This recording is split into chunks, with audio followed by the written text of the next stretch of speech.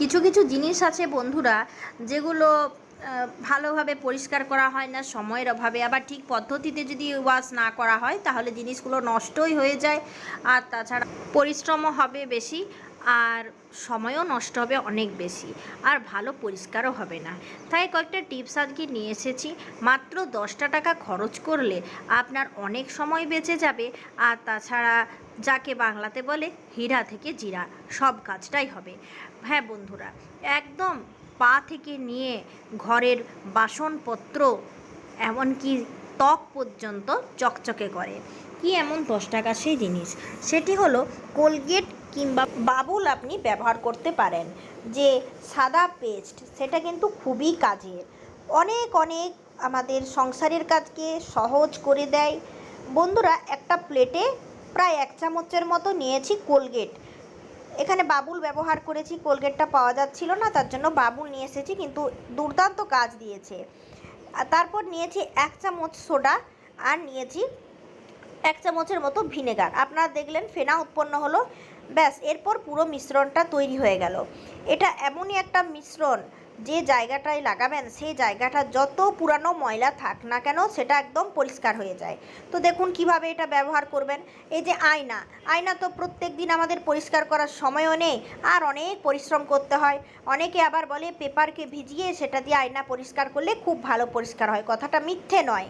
কিন্তু আমি যে টিপসটা আপনাদের দেখাচ্ছি, আপনারা আশ্চর্য হয়ে যাবেন যদি এই টিপসটা একবার ফলো করে দেখেন।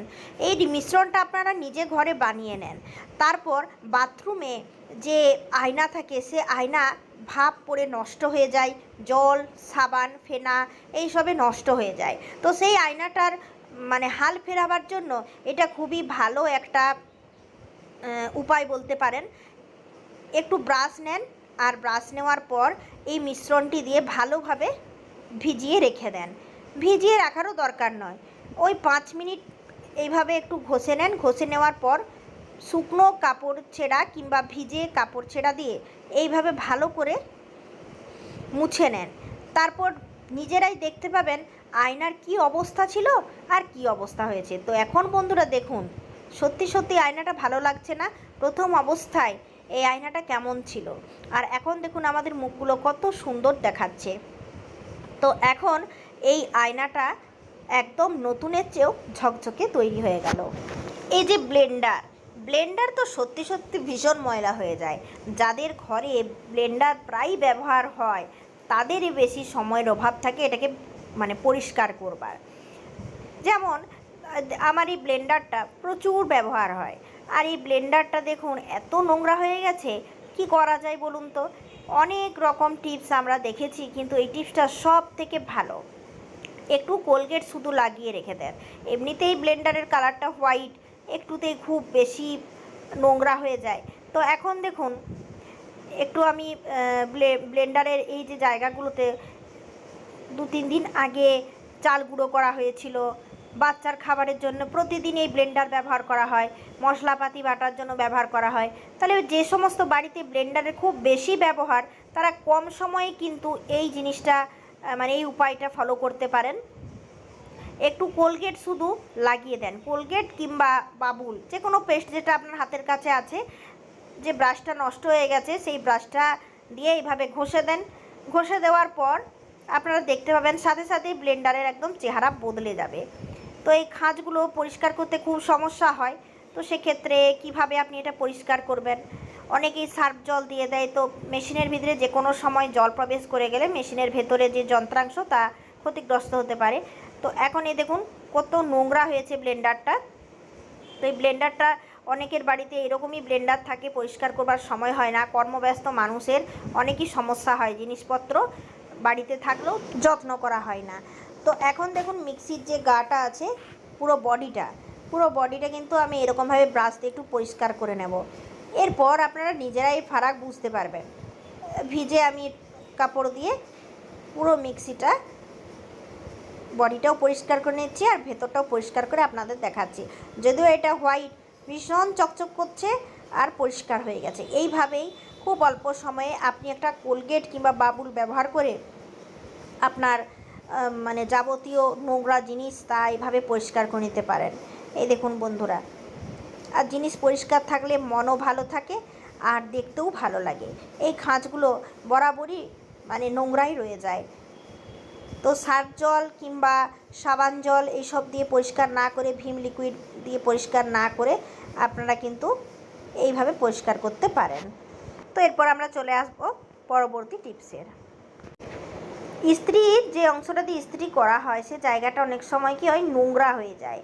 তো সেই ক্ষেত্রে ইস্ত্রির নিচটাকে চকচকে করবার জন্য আপনারা কিন্তু কোলগেট ব্যবহার করতে পারেন। কালো পড়ে গেলে কিংবা কোনো জিনিস হয়তো খুব বেশি ইস্ত্রি গরম হয়ে গেলে কি হয়, পুড়ে যায়। তো সেই জায়গাটা একদম চিটে থাকে ইস্ত্রির নিচে। তো ইস্ত্রি কোনো মতে নোংরা হয়ে গেলে আপনারা কিন্তু এইভাবে পরিষ্কার করে নিতে পারেন। কোলগেট দিয়ে একটু ঘষে নেন, দেখবেন একদম চকচকে হয়ে গেছে। বন্ধুরা, এরকম কাপ তো আমরা ঘরে সচরাচর ব্যবহার করেই থাকি। ভালো দামি কাপ তো প্রতিদিন মানে ব্যবহার হয় না, চা খাওয়া যায় না। ছোট ছোট কম দামি কাপগুলোই ঘরে সকলের জন্য ব্যবহার করা হয়। এমনি যারা বাড়িতে থাকেন প্রতিদিন চা খান তারা ছোট ছোট কাপেই চা খেয়ে থাকেন। যতই ভিম লিকুইড দিয়ে যতই সাবান জল দিয়ে পরিষ্কার করা যাক না কেন, কাপের ভেতরে একটা বিচ্ছিরি দাগ হয়ে যায়। চায়ের দাগ, কফির দাগ, এরকম একটা কালচে দাগ রয়ে যায়, কিংবা একটা চায়ের বিচ্ছিরি গন্ধ আছে, জানি না আপনারা সেই গন্ধটা পান কি না, গন্ধও থেকে যায়। তো এটা বন্ধুরা একটা নতুন টিপস। চায়ের যে কাপের ভেতর যদি কোনো রকম স্পট পড়ে যায়, সেই স্পটগুলোকে সরাতে আপনি কলগেট কিংবা বাবুল একটু ঘষে দেবেন, দেখবেন অনেকখানি স্পট চলে গেছে আর চায়ের কাপের ভেতর চকচকে হয়ে গেছে। তো বন্ধুরা, এইভাবে আমরা চায়ের কাপেও ব্যবহার করতে পারি কোলগেট। এখন আবারও প্লেটে আমি নিয়ে নিচ্ছি বাবুল, আর তার সাথে নিয়ে নিচ্ছি 1 চামচ সোডা, আর নিয়ে নিচ্ছি ভিনেগার। এখন এটা দিয়ে আয়না কিংবা অন্য কোনো কিছু পরিষ্কার করব না, এটা আমরা আমাদের পায়ে লাগাবো, তার সাথে সাথে আমরা আমাদের নাকে লাগাবো। পায়ে নাকে কি হবে এটা লাগিয়ে, দেখুন এই ম্যাজিকটা কেমন বন্ধুরা। এটা দিয়ে অনেক কাজ হয়, যেটা আপনারা মানে একবার ব্যবহার করলে বুঝতে পারবেন। তো অনেক সময় আমাদের নাকে হোয়াইট হেডস, ব্ল্যাক হেডস হয়ে যায়। বেশি ব্ল্যাক হেডসটা দেখতে খারাপ হয়ে যায় যখন বেড়ে যায়। তো এইভাবে নাকের ওপরে দিয়ে বেশ কিছুক্ষণ ঘষে নেবেন, দেখবেন যত ব্ল্যাক হেডস আছে হোয়াইট হেডসও একদম চলে যাবে। এই বর্ষাকালে হাজা আর মানে ফাঙ্গাল ইনফেকশন নখের ভেতরে, নখের নখকুনি, এগুলো তো মানে কমন ব্যাপার। তো কি হয়েছে বন্ধুরা, এরকম মানে সমস্যা যদি থেকেই থাকে, অনেকেই বিভিন্ন রকমের হাজার মলম ওষুধ লাগান। তো ফাঙ্গাল ইনফেকশনকে দূর করবার জন্য কোলগেট দিয়ে আপনি আপনার নখকে পরিষ্কার করে নিতে পারেন। নখকুনি, হাজা, নখের ভেতরে যন্ত্রণা, পুঁজ হয়ে যাওয়া, নখ ফুলে যাওয়া, সবের ক্ষেত্রে এই মিশ্রণটা দিয়ে খুব ভালো কাজ করে। এটা দিয়ে ভালোভাবে ঘষে নেন, তারপর জল দিয়ে ধুয়ে নেন, দেখবেন অনেকখানি ফাঙ্গাল ইনফেকশন দূর হয়ে গেছে, জীবাণু ব্যাকটেরিয়া মুক্ত, আপনার হাজাও ভালো হয়ে যাবে। ধন্যবাদ।